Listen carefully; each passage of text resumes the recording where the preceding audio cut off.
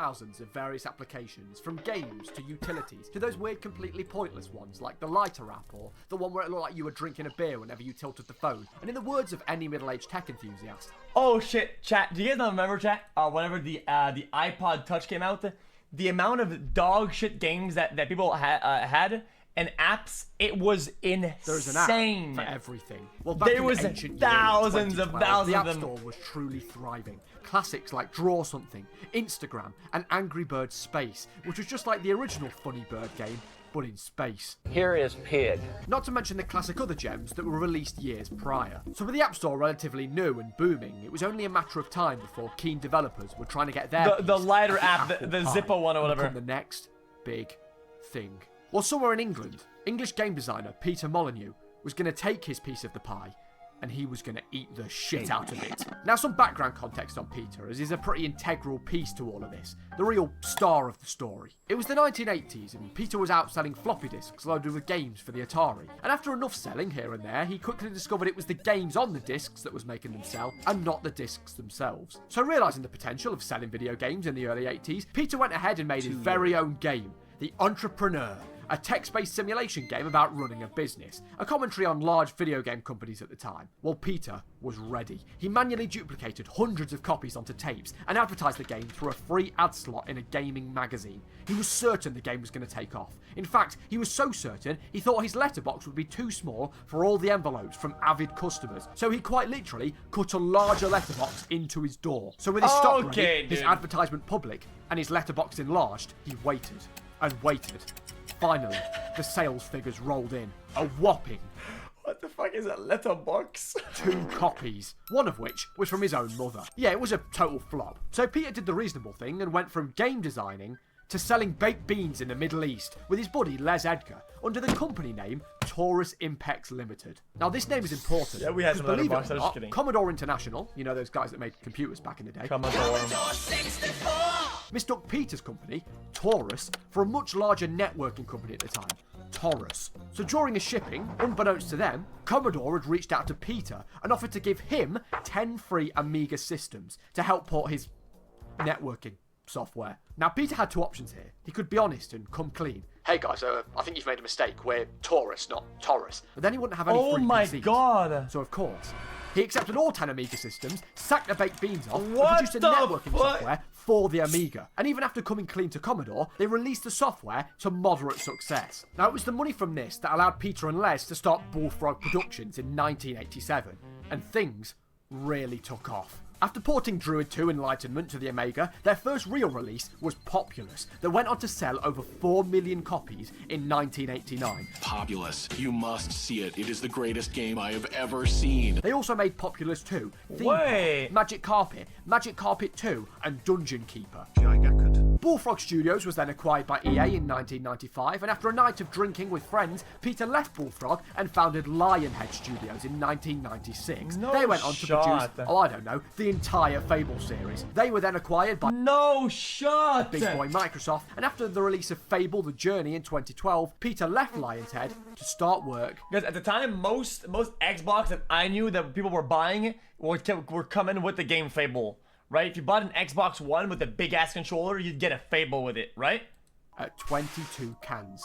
And it's here that it all went a little bit wrong.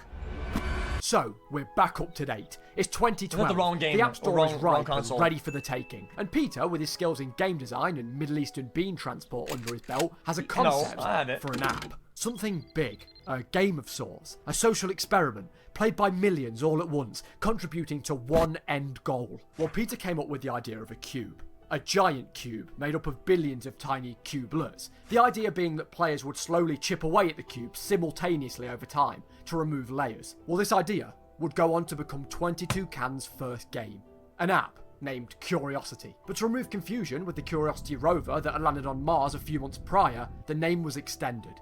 Curiosity, what's inside the cube? And that's what would really matter. The goal What was in the centre of the cube? Peter promised that what lay at the heart of the cube was life-changingly amazing by any definition. So with the concept fully realised and people excited for this mysterious app's release, Curiosity swiftly entered development and was submitted to Apple on the 28th of September 2012 for a planned release of just a few months later on November 7th at 12:22 AM. Or at least that was the plan. Unknown to 22 Cans, Apple released the game a day early on November 6th. So Peter, who was at a conference in Israel at the time, frantically flew back to the UK and got the Android version out the same night. Well, within 3 hours, Curiosity had over 100,000 downloads, putting major strain on 22 Cans servers, leaving thousands of avid players unable to even get in to access the cube on the opening night. Oh my god, no way, no. Which quickly led to the app being review bombed down to 1 star on the App Store. Not the most ideal release. But thankfully, by the morning of the 7th, the initial intended release date, things had somewhat improved. A maximum of 32,000 players could access one server at a time to reduce load. So finally, the ominous black cube was unleashed to the public. And over the next few months, people got to work, frantically tapping away at their phone screens, millions upon millions of individual cubelets being removed every hour. By November 8th, just one day after the planned release, the first layer of the cube is chipped away, consisting of 100,614,152 individual cubelets. 2 days later, on November 10th, layer 2 was gone. By November 25th... Oh, guys, I want to watch this, guys. My food's here. Oh, you know what? I can't watch 20 days in, 43 layers had been removed. As layer after layer was gradually worked down, the cube slowly started to change and evolve, different colours and images being revealed over time, and strange white text would float around the faces of the cube. After enough time, players became inventive, using the surface of the cube as a canvas of sorts to carve out messages, patterns, or suggestive artwork. Now each cubelet you chipped away at would grant you coins that could then be used in an item store of sorts to buy different tools to mine away at the cube faster. Some players even produced manual robots to help mine away at the cube to increase their riches. A small group of die-hard players had racked up a coin count upwards of multiple billions, until 22 Cans had a major bug that wiped every coin count upwards of multiple billions, until 22 Cans had a major bug that wiped every single user's coin count in a matter of seconds. In fact, whilst the project had this godlike, mysterious aura around it, behind closed doors, it was far from plain sailing. The server issues from the opening days had only worsened as more players poured onto the app. Developers were pulling 36-hour marathons to try and improve the back end. They added a PayPal button to the game to help raise funds for server costs, but after raising $900, it was removed as they didn't feel that it fell in line with the approach 22 Cans wanted. And to make matters even worse, Peter had fallen ill with food poisoning, but this didn't deter anybody. Curiosity was the perfect formula. It was addictive and easy with a basic concept. When you're bored, you boot up the app, chip away a few cubelets here and there, and then move on with your day. But when you had nearly 3 million players with the app downloaded at its peak, it became something of a big deal in 2012.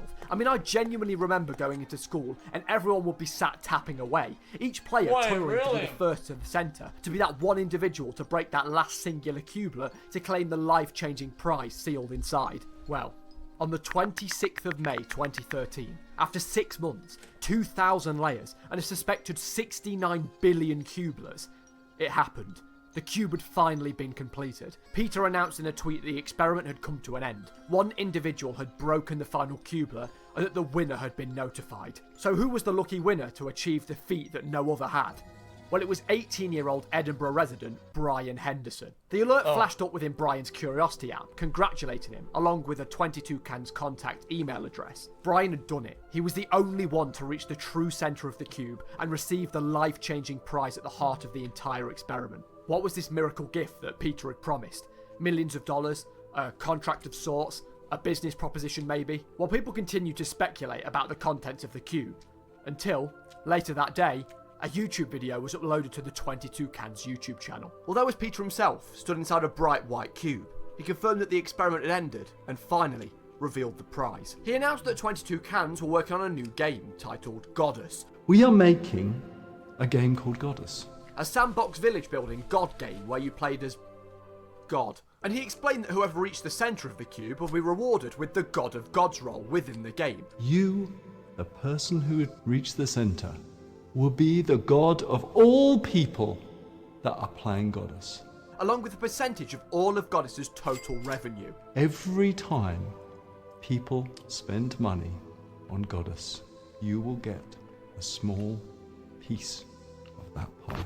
Now, from what I understand, this God of Gods role was part of the multiplayer mode of Goddess, and would allow Brian, in this case, to control the entire multiplayer experience, with players across the game being able to challenge him, like some sort of Dark Souls boss. Okay, so sure, it was a lot different from what people expected. It wasn't a fat wad of cash or anything. But hey, a percentage of all revenue from a game made by the man responsible for the entire Fable series could be pretty life-changing. And the God of God role is pretty substantial if the game grew and had a large active community. I mean, imagine taking a game that's played by millions and you being the figurehead individual that most people that play the game probably know. Now for Brian, he just casually downloaded the app, broke a few blocks, and finished the queue. He was an ordinary 18-year-old studying graphic design in Edinburgh, and being born in 1994, his childhood games would have been more down the PS1 route, not the Atari. He'd heard of Fable but never played it, and besides a video with the xQcast, he had no idea who Peter was. But hopeful of his newly earned prize, Brian hesitantly reached out to 22 Cans through the email on his app. Brian typed out a lengthy, thought-out email. Did I win? Yes, 22 Cans replied, asking Brian for his full name, where he's from, and provided him with a contact phone number. According to an interview with Eurogamer, Brian was pretty casual about the whole thing. I mean, it had come out of nowhere, really. But the idea of a large sum of cash off a huge game was a pretty exciting prospect for an 18-year-old. Brian recalled being swarmed with interviews by media outlets and receiving thousands of new Twitter followers off the back of the news. He received a text from Peter, writing, "If Goddess is successful, you're going to have an amazing year." And a week later, 22 Cans had organised for Brian to visit their offices and paid for his flight and travel. So Brian eventually arrived at the 22 Cans HQ and was greeted by Peter himself. Now this was big. This was the day that Brian's life would change forever. He was going to sign a contract that would potentially grant him hundreds of thousands, maybe millions of dollars. Not to mention that God of Gods role. Or at least, that's what should have happened. Instead, Brian was placed in front of an early, half-finished, rough model of Goddess with basic functionality, and ended up sitting there for 3 hours straight, until it started to get dark. Until he was eventually taken into a side room. Finally, there it was. The contract, what all of this was for. One singular pen stroke and Brian's life would be changed forever. But what exactly was the percentage cut of revenue that Brian would receive? 10%? 15%? 20%? 1%. Brian was legally promised 1% of all revenue from Goddess. That is an absurd amount, though. Guys, that's a lot, though.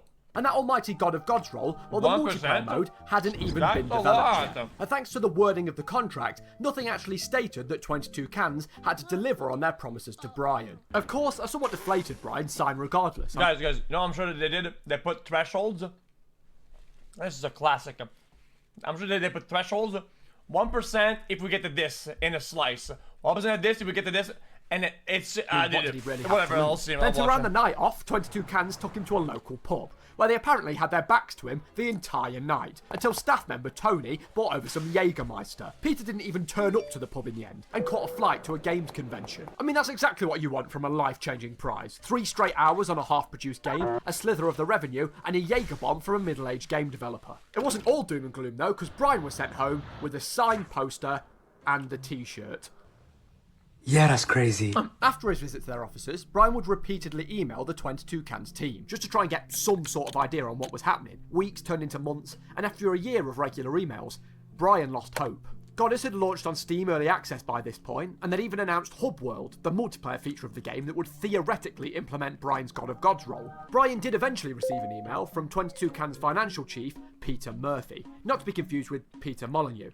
Who knows, maybe everyone at 22 Cans is called Peter. The email simply said they'd get in touch, but to this day, nothing. Brian hasn't received anything. Not a penny from Goddess, no God of Gods role, no contact with 22 Cans. Although, after the mess of the whole situation, Brian didn't really seem to care too much. So in the end, Curiosity's prize, to put it lightly, was shit. Eurogamer did eventually reach out to Peter about the whole situation, and if it wasn't already obvious enough from the Steam reviews, he revealed that the state of 22 Cans was dire, with the mobile version of the game only just bringing in enough cash to keep the company afloat, as well as numerous layoffs only making things worse. They say that Curiosity killed the cat. Well, it seems it also killed an iOS game development studio. 22 Cans also released a second game, Goddess Wars, for some reason, in the middle of development for Goddess, that of course didn't perform any better. Curiosity was a tale of something unique and exciting. The concept was really clever, especially back then. What does this say here? Oh. And it'll always be an interesting memory in the back of my head. But Peter, of course, grossly overpromised on the prize, and it all fell apart. Peter has kind of made a name for himself in the gaming industry when it comes to false promises at this point, saying certain features will be in his games, polishing those features much more than we've polished anything before. The greatest role-playing game of all time. getting fans excited to build hype, then the game's releasing with said features seemingly missing. And I found a glitch in the game where you can move, but your main guy just stands still. Polishing those features. Now, whether this is deliberate or naivety and unachievable expectations on Peter's part, who knows? But Curiosity was the perfect example of this. Peter had promised a life-changing prize for the game, in a haze to try and raise hype for the Black Mirror-esque social experiment, and poor Brian was caught up in the middle of it all. Guys, and as for Brian, I can only... I'll be honest, Chad. I thought it was going to be really bad about the dev, but it seems kind of not bad at all. assume he's living a relatively normal life. 22 Cans have seemingly given up on Goddess and released a game called The Trail on the App Store in 2016. And as for Peter, well, actually, what is Peter doing? He's working on an NFT game. Of course he is. Well, I guess we'll see where that one goes, eh? And with all of that said, goodbye! Really, dude? Dude, everybody's doing NFT games. It's insane, dude. Oh my god. Fucking NFT. Really ship away the cube, and you get a special red glasses, laser eyes, a monkey. Oh my god, fuck off.